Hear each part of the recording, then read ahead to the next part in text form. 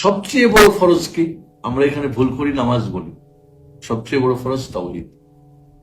সবচেয়ে বড় ফরজ হচ্ছে তাওহীদ, যেটা আমরা পরে আলোচনা করব, যেটা জীবনের 1 সেকেন্ডের জন্য আপনার থেকে অনুপস্থিত বা মাইনাস হওয়ার কোনো সুযোগ নেই। সর্বাবস্থায় তাওহীদ থাকতে হবে। নামাজ পড়েছি এখন, এসব পর্যন্ত না পড়লে সমস্যা নেই। হজ একবার করলাম, সারা জিন্দেগি না করলে সমস্যা নেই। মাসে একবার, বছরে একবার রোজা রাখছি, রোজা দেখা দরকার। একবার আমি যাকাত আদায় করছি, আর দরকার নেই। বাট তাওহীদ তেমন একটা ফরজ, সর্বাবস্থায় আপনার সঙ্গে। এটা আউট মানে আপনি আউট। তাওহীদের মাধ্যমে বান্দা যত আল্লাহর নিকটত্ব লাভ করতে পারে, অন্য কিছুর মাধ্যমে করতে পারে। যেমন শিরকের মাধ্যমে সবচেয়ে দূরে চলে যায়, সর্ব উদ্বোধন হল জাহান্নাম। তাহলে তাওহীদ হলো এক। আমাদের সমাজে তাওহীদের ব্যাপারটা আলোচনাতে আসে। তাওহীদ, তাওহীদ জনতা আমরা বলি, কিন্তু অরিজিনালি বাস্তবতে তাওহীদ কত প্রকার, কি কেমনে, বিষয়গুলো আমরা জানি না। আমাদের জীবন উঠতে বসতে চলতে ফিরতে তাওহীদ আমাদের নষ্ট হয়ে যাচ্ছে, শিরক চর্চা হচ্ছে। তাহলে আপনি যতই ভাবেন যে আমি আল্লাহর একেবারে হাবিব, মাহবুব, পেয়ারি, আর পেয়ারা বান্দা, আর কি বলে ওটা কি, রাব্বানি, আর কামেল মোকাম্মেল পীর, এই সমস্ত দাবিতে কোনো কাজ হবে না। তাওহীদ না থাকলে কাজই হবে। কারণ এবাদতের মূলটাই তাওহীদ। তাওহীদ নাই মানে এবাদতই না ওটা।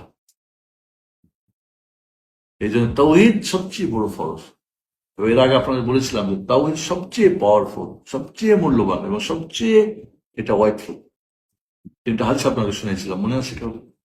যে কিয়ামতের দিন আল্লাহ রাব্বুল আলামিন যখন আমল মাপবেন, পাওয়ারফুল কি, রাসূল সাল্লাল্লাহু আলাইহি ওয়াসাল্লাম বলছেন সারা পৃথিবী মানে আসমান জমিনে আল্লাহ ব্যতিরিকে যা কিছু আছে সব যদি একটা রিং এর মধ্যে আনা হয়, এবং রিংটার মধ্যে কোনো কি থাকে না, ফুটা বা জোর না থাকে, রিপিট কর, রিং এর মধ্যে সারা আল্লাহ ব্যতিরিকে যা কিছু সব ঢুকাই দিয়ে যদি লা ইলাহা ইল্লাল্লাহ, তাওহীদ কালিমা লা ইলাহা ইল্লাল্লাহ আঘাত করা হয়, সব চূর্ণ বিচ্ছিন্ন হয়ে যাবে। কত পাওয়ারফুল। বান্দার 99টা পাপের খাতা, এক একটা খাতা, রেজিস্ট্রি খাতা, চোখ যত যায় এত দৈর্ঘ্যপ্রস্থ, পাপের পাল্লায় দেওয়া হবে। বান্দাকে বলবে তোমার কিছু আছে, বলে না কিছুই নেই।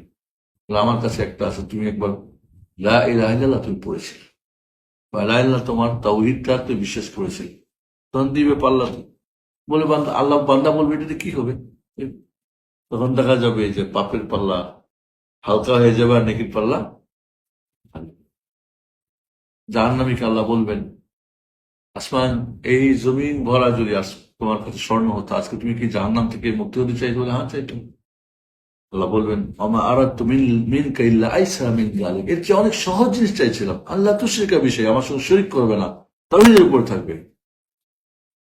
তাহলে এই জমিন ভরা স্বর্ণের দিয়েও এই তাওহীদের দাম পাবেন। তাই জন্যে আমাদের তাওহীদটাকে আমরা বোঝার চেষ্টা করি না।